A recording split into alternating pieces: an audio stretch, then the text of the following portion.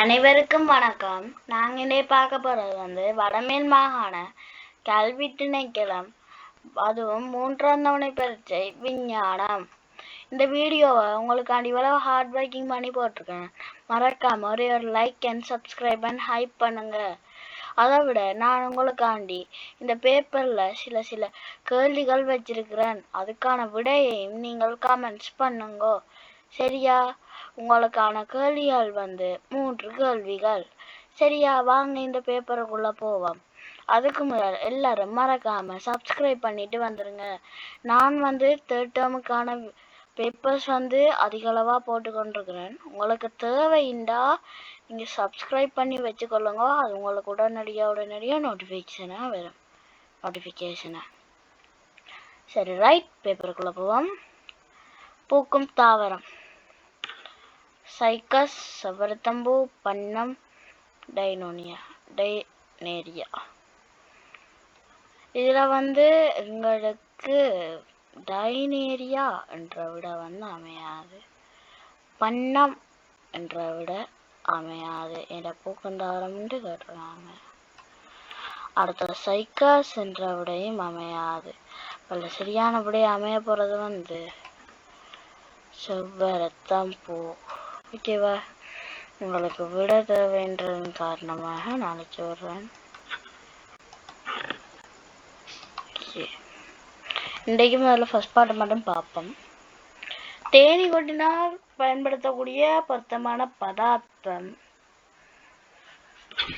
தேனியில எங்களுக்கு இருக்கிறது என்னண்டா அமிலம். அப்ப அமிலமும் எதுவும் எதிர் பதார்த்தங்கள்னு நீங்க யோசிக்கணும். அமிலமும் மூலமும் தான் எதிர் பதார்த்தங்கள். அப்படியான ஒரு சந்தர்ப்பத்துல நாங்க என்ன செய்யணும்டா, இப்ப எங்களுக்கு தேனி ஒரு அமிலத்தன்மை பதார்த்தத்தை கொண்டது. அப்ப நாங்க என்ன செய்யணும், உடனடியா அதுக்கு எதிராக எலுமிச்சம் பழச்சாறு எடுத்து பூசலாமா? பூசக்கூடாது. ஏண்டா அது ஒரு அமிலம். உப்பு கரைசல் அது நடுநிலை பதார்த்தம். விநாயகரி பூசலாமா? அப்பச்சோடா பூசலாமா? நாங்க வளமையா பூசுற ஒரு பொருத்தமான பதார்த்தம் இந்த அப்பச்சோடா. அப்பக்கான சரியான விட அப்பச்சோடா. மின்சக்தியை வெப்ப சக்தியாய் மாற்றும் சாதனம்: சூரிய படலம், டைனமோ, உலர் மின்கலம். இவ்வளோத்தையும் பார்ப்போம். சரியா? இது மின் சக்திய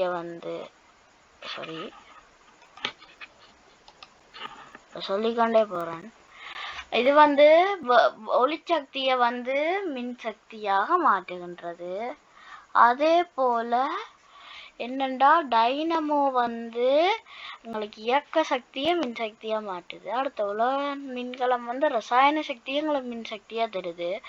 அப்ப இந்த மின்சக்திய வச்சு எங்களுக்கு இந்த 3 விடையும் வராது. அப்ப எங்களுக்கு சரியான விடைய அமைய போறது இந்த சக்தியை மருந்த அமிழ்ப்பு வெப்பமாக்கி இது என்ன செய்யும்டா, நீரை மின்ன எடுத்துக்கொண்டு என்ன செய்யும்டா, எங்களுக்கு வெப்பத்தை வேணும் அண்டா, ஹீட்டர் மாதிரின்னு சொல்லலாம். சரியா? சரி, அடுத்த கேள்விக்குள்ள போவோம். சாரி பிள்ளைகள், கொஞ்சம் ஃபீவர். பாடசாலை ஒன்றில் சங்கீத அறையில் சில இசைக்கருவிகள் PQRS என வகைப்படுத்தப்பட்டிருந்தது. பறை, ரபான், உடுக்கி, நாதஸ்வரம், புல்லாங்குழல், சங்கு, கிதார், வயலின், சிதார், தாளம், செல்போன், சிம்பல். இப்ப எங்களுக்கு இதுல என்ன இருக்காங்கடா, சவ்வுகள் அதிர்வதன் மூலம் ஒளி எழுப்பப்படுவது, இலைகள் அதிர்வதன் இலை என்ற இப்ப எங்களோட அந்த சவ்வு அதிர்வதன் மூலம் எங்களுக்கு ஒளி எழுப்புறது இப்ப மேளம், ரபான் அப்படியானவற்றாதான் இருக்க போகுது. அப்ப இதுல முதல் எங்களுக்கு இந்த விட சரியா அமையுது. அடுத்தது இந்த விடை வந்து எங்களுக்கு முற்றிலும் பிழையாக அமைகின்றது. அடுத்த இந்த விடையும் எங்களுக்கு முற்றிலும் பிழையாக அமைகின்றது. அடுத்தது இந்த தாளம் சல்போன் சிம்பிள்ல வந்து இந்த சிம்பிள் பிழை. இப்போ எங்களுக்கு இதுவும் ஒரு பிழையான விடையாக அமைகின்றது. அப்படின்னு எங்களுக்கு இப்போ மிகச்சரியான விடையாக வந்து அமையப்படுறது வந்து இந்த பறை ரவான் ஒடுக்கி பி என்ற விடை வந்து எங்களுக்கு சரியான விடையா வர போகுது. அப்படின்டா இந்த கியூவும் வராது, சாரி கியூவும் வராது, ஆரும் வராது, எஸ்ஸும் வராது. ஓகே சரி, இப்போ 4வது களி முடிச்சிட்டோம். 5வது களிக்குள்ளே போகிறோம். ரைட், நான் உங்களுக்கு ஒரு காலிச்சு விடுறேன்.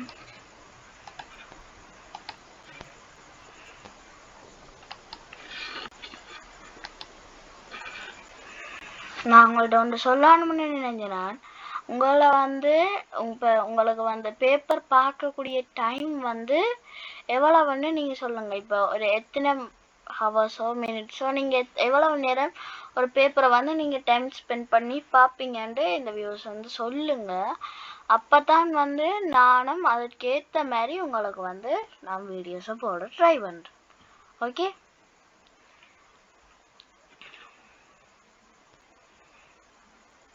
உயிர் அங்கியின் ஒழுங்கமைப்பு மட்டம். உயிரங்கியின் ஒழுங்கமைப்பு மட்டத்தை முதல்ல நாங்க பார்ப்போம். சரியா? இதுல வந்து கேலம், இளையம், அங்கம், தொகுதி, ஆங்கி. நாங்களை சரியான விடையா வந்து அமைய போறதை தவிர்த்து நாங்க பிழையான விடைய வந்து முதல்ல வெட்டுவோம். அடுத்தது இந்த அங்கம் இளையம் வராது.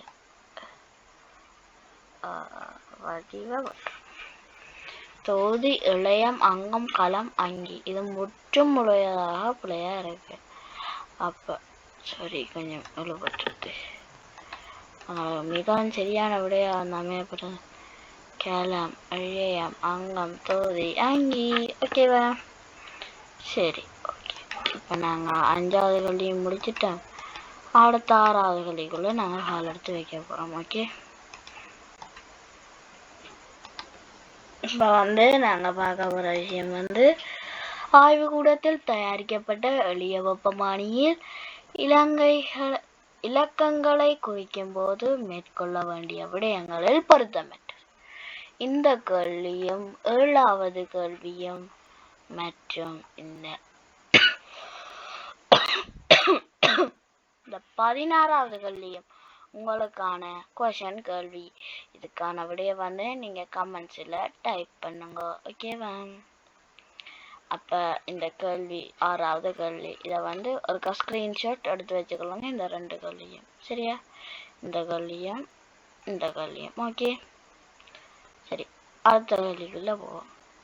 கார்போஹைட்ரேட் அதிகம் உள்ள உணவு: அரிசி, முட்டை, எள்ளு, கோவா. இப்ப இதுல வந்து எங்களுக்கு விட வடிவாவே தெரிஞ்சிருக்கும். அதிகளவு அடங்கியுள்ளது அரிசி ஹிந்து. ஆனா நாங்க இன்னும் சில விஷயங்களையும் பார்த்து கொண்டு போவோம். கோவா வந்து எங்களுக்கு விட்டமின்களையும் கனிவுப்புகளையும் தருது. எள்ளு வந்து எங்களுக்கு வந்து என்ன தருதுண்டா கொழுப்பு, இலிப்பிட்டு என்ற ஒரு பதார்த்தத்தை தருது. முட்டை வந்து எல்லாமே கலந்த ஒரு நிறை உணவு. அப்ப முட்டையும் பாலும் தான் எல்லாமே கலந்த ஒரு நிறை உணவா வந்து எங்களுக்கு அமையுது. அப்ப இதுல எங்களுக்கு வந்து இந்த அரிசின்றது வந்து தான் சரியான விட எனக்கு தெரிந்தது. ஏன் நாங்க இந்த நிறை உணவை வந்து நாங்க போட இல்லை என்று நீங்க ஒரு கேள்வி ஒன்று கேட்கலாம். சரியா? இந்த கார்போஹைட்ரேட் வந்து அதிகம் அடங்கியுள்ள உணவு. முட்டையில வந்து எல்லா புரதம் எல்லா இதுவும் சிறிதளவு தான் அடங்கி இருக்கு. சரியா? அப்ப இதான் எங்களுக்கு முதலாவது பிள்ளையாரப்பட முட்டை, எள்ளு, கோவா. சரியான விடயங்களை வந்து வரப்போறது வந்து அரிசி. ஓகே,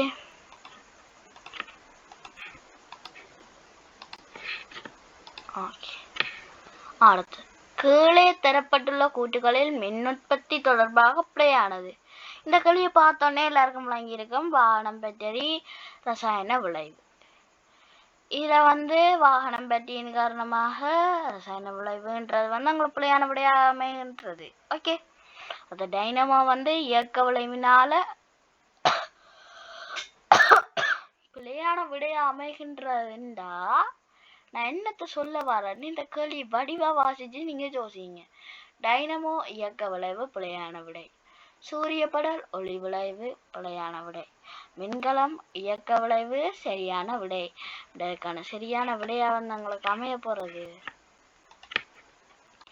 மின்கலம் இயக்க விளைவு. இந்த 3 விடையும் உங்களுக்கு அமைய போறது. ஓகே, நான் இப்ப அந்த சொன்ன இதுக்குள்ள வருவேன். நான் வடிவா கேள்வியை பார்த்து வைக்க சொன்னேன். நீங்க முக்கியமா எல்லாருமே புலவுற விஷயம் என்னவென்றா, இந்த கேள்வியை ஒழுங்கா வாசிக்காதது. இந்த கேள்வியை ஒழுங்கா வாசிச்சீங்கள்டா நீங்க இந்த பேப்பர், இந்த முறை பேப்பர்ல நீங்க அதிக அளவான சித்தியை பெற்றுக்கொள்ளலாம்.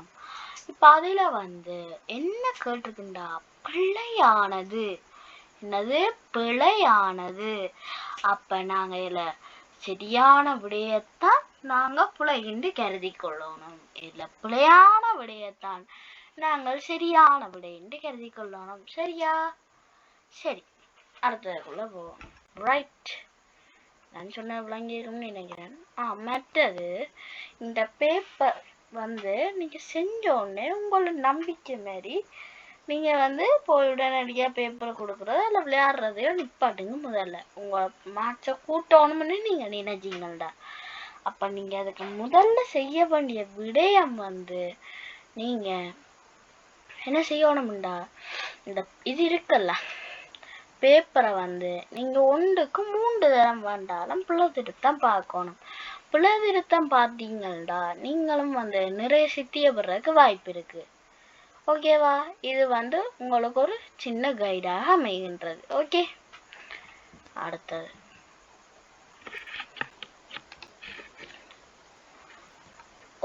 ஒரு பொருளை இன்னும் ஒரு பொருளில் உராஞ்சும் போது ஏற்றங்கள் உருவாகின்றன என கூறியவர் பெஞ்சமின் பிராங்கிலினா இல்ல, நியூட்டனா இல்ல,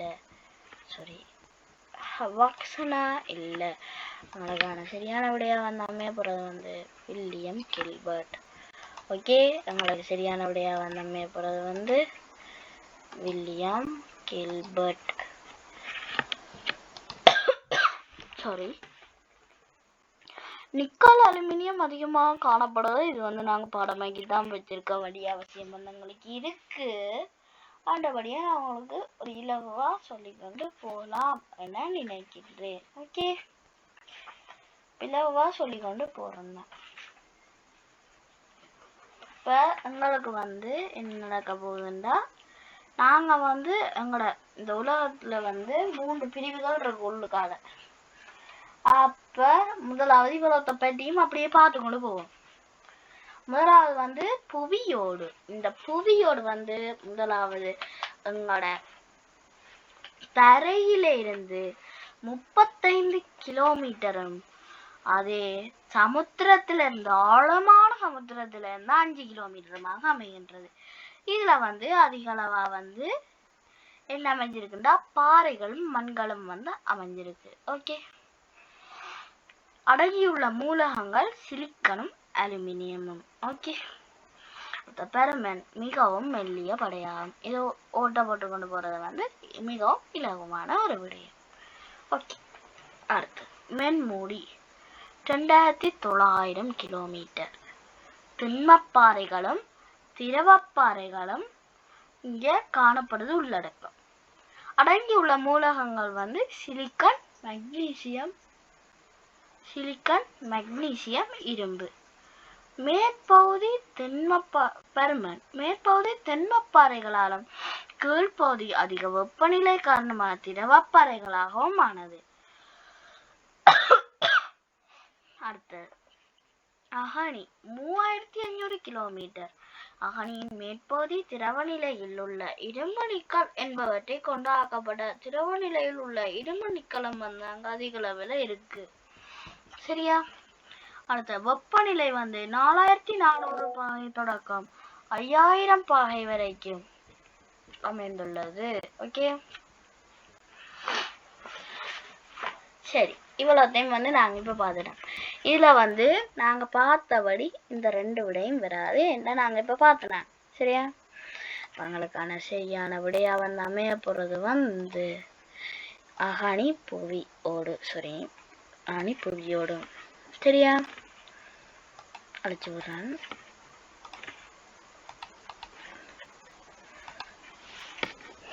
அடுத்து சாரி கொஞ்சம் மெசேஜ் அடப்பட்டுட்டு சாரி, ஐம் ரியலி சாரி. நுணுக்கு காட்டியின் கண் வைக்கப்படும் இடத்தில் உள்ள வில்லை அழைக்கப்படுவது. இப்போ நாங்கள் வந்து கொஞ்சம் ஃபாஸ்ட்டாக பார்த்து கொண்டு போவோம். இந்த பார்வை துண்டு வருமா? இல்லை. பிரியம் என்றாகடு? இல்லை.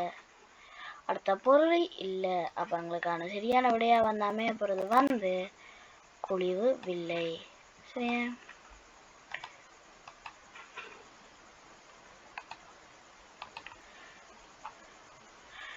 மண்ணில் காணப்படும் கனிய பகுதி.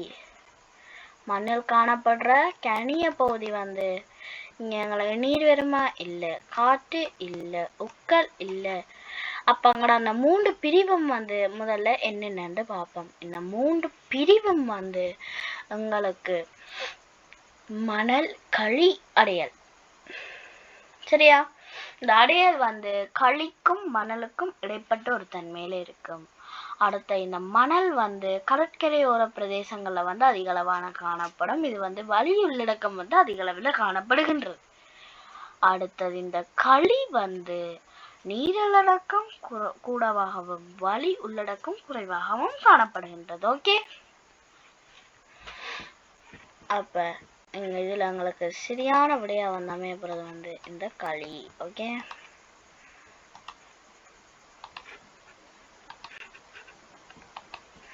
ஓசோன் படை அமைந்துள்ள வளிமண்டல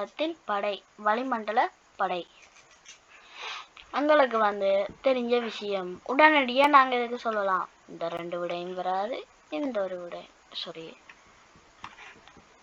மத்தி போட்டு மேல ஒரு கிலோ விட்டு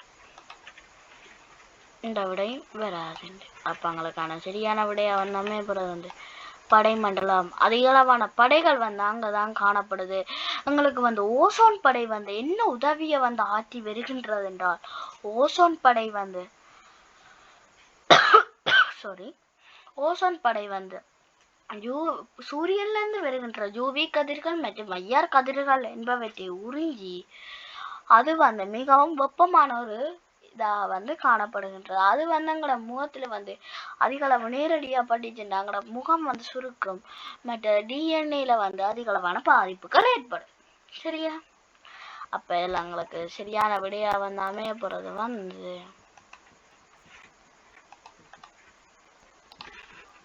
படை மண்டலம். ஓகே, இந்த கலிக்கான விடையா வந்து அழிச்சுக்கொள்வோம். ரைட், இந்த 15 கல்வி வரைக்கும் விளங்கி இருக்கும்னு நினைக்கிறேன். அடுத்த இந்த 16வது கல்வி வந்து உங்களுக்கான ஒரு கொஷன் கேள்வி. சரியா? அடுத்த இந்த கேள்வியும் வந்து இந்த 17வது கல்வி உங்களுக்கான கொஷன் கேள்வி. ஆனா லைட்டா விளங்கப்படுத்தி விடுறேன்.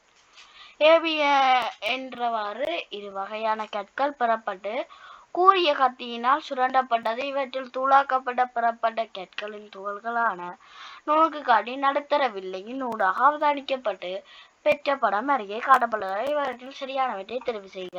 நான் உங்களுக்கு உடனடியாக சொல்லி கொண்டு போறேன். இதுல வந்து இந்த முதலாவது விடையும் கலரை மாற்றிக்கொள்றேன்.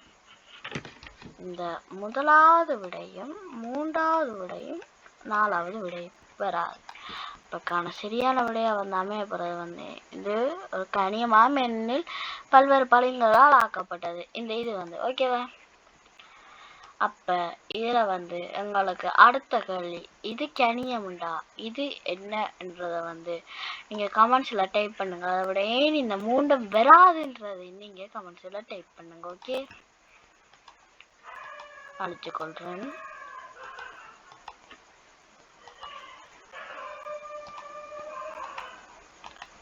ஓகே, அழிச்சாச்சு.